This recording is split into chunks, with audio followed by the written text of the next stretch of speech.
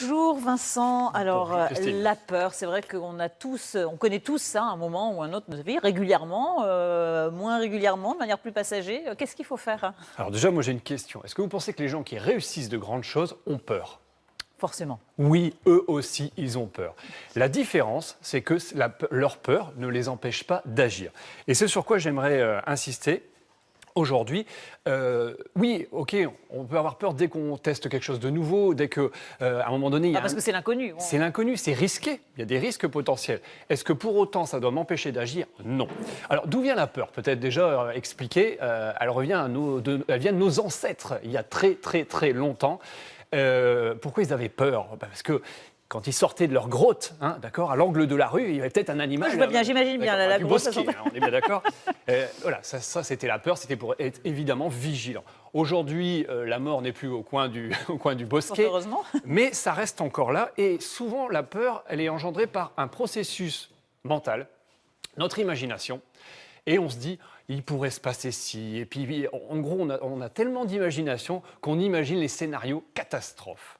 Alors, là où c'est intéressant, vu qu'on est responsable de cette imagination, c'est qu'on peut jouer sur cette peur. Comment? Alors, une première question peut-être, Christine. Votre premier direct, si vous en rappelez, hein, il y a quelques années, c'est loin. vous aviez peut-être peur. Ça a été quoi votre truc, votre tactique pour faire en sorte d'aller au-delà de cette peur et d'y aller quand même? On se dit, de toute façon, il faut sauter, il faut y aller. De toute façon, il faut sauter, il faut y aller. Bon, Il faut plonger. c'est une tactique, c'est une tactique. C'est le premier saut qui est le plus difficile. Le premier saut. Mais oui, exactement. Et alors justement, je rebondis là-dessus. Une tactique pour aller au-delà de cette peur, c'est par exemple se rappeler toutes ces fois où on a déjà bravé cette peur. Le premier baiser, par exemple. Le premier plongeon. Le premier plongeon à la piscine. Je me souviens quand j'étais petit en maillot de bain, ça me faisait peur. Ah bah, j'y étais quand même à un moment. Vous n'emmenez pas large, hein? Oui, non, j'en emmenais pas large. Vous vous rappelez aussi, d'accord. La première fois, on demande à un groupe d'enfants pour jouer avec eux, parce que on est tout seul dans son coin. C'est tous ces petites actions quand on était enfant, ou même plus tard. Le fait de s'en rappeler, de se dire, à un moment, j'ai osé, j'ai bravé. Et ça s'est bien passé. Et ça s'est bien passé. Je n'en suis pas mort. Une autre tactique pour aller au-delà de cette peur, c'est de diminuer le risque. Je m'explique. Moi, je fais de la formation de temps en temps, la prise de parole en public, et je dis aux gens, allez-y progressivement, n'attaquez pas tout de suite avec 1000 personnes inconnues, avec un énorme enjeu. Démarrez avec 5 personnes connues, et puis à un moment donné, vous augmentez un peu le nom, puis à un moment donné, vous mettez des personnes connues et des personnes inconnues. Alors, bien que quelquefois, c'est plus difficile devant des personnes connues qu'on ne connaît pas. Ça peut arriver aussi. Il y a l'affectif qui peut jouer aussi. Exactement, tout dépend du dialogue qu'on a vis-à-vis de ça. Et puis, finalement, l'idée, c'est de se dire, tiens, quels sont les éléments qui me freinent, qui me font peur, et jouer avec ça. Si je suis un débutant dans la vente, autant que je fasse ça avec des clients au début avec lesquels je m'entends bien, etc., etc. La peur, la gestion de cette peur est un muscle.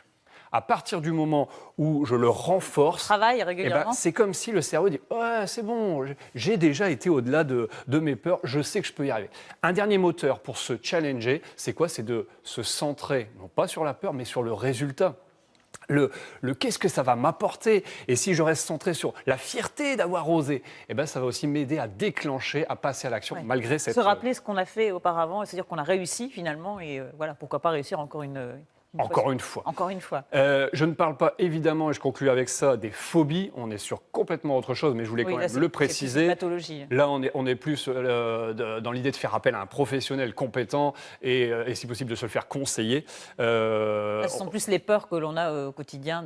Plus les peurs au quotidien. Maintenant, elles évoluent avec forcément notre évolution dans la vie et on a toujours des petits challenges, des gros challenges. Et alors, moi, je rêve d'une école dont on a parlé tout à l'heure où justement les enseignants apprennent aux élèves à se challenger, à oser aller affronter leurs peurs. On a tous des peurs dans plein de domaines différents. C'est une pratique, une approche éducative aussi intéressante. Pourquoi pas? Je vais ouvrir un concept. Oui, vous allez pouvoir aller au forum ce week-end. Hein, voilà, c'est samedi et dimanche. Pas de citation aujourd'hui. Non, mais un rendez-vous. Un rendez-vous, voilà. Alors, ceux qui auraient envie peut-être de me rencontrer ou de me voir en chair et en os, pour du vrai. Voilà, parce qu'il est vrai, il existe. Ce ne suis pas du virtuel.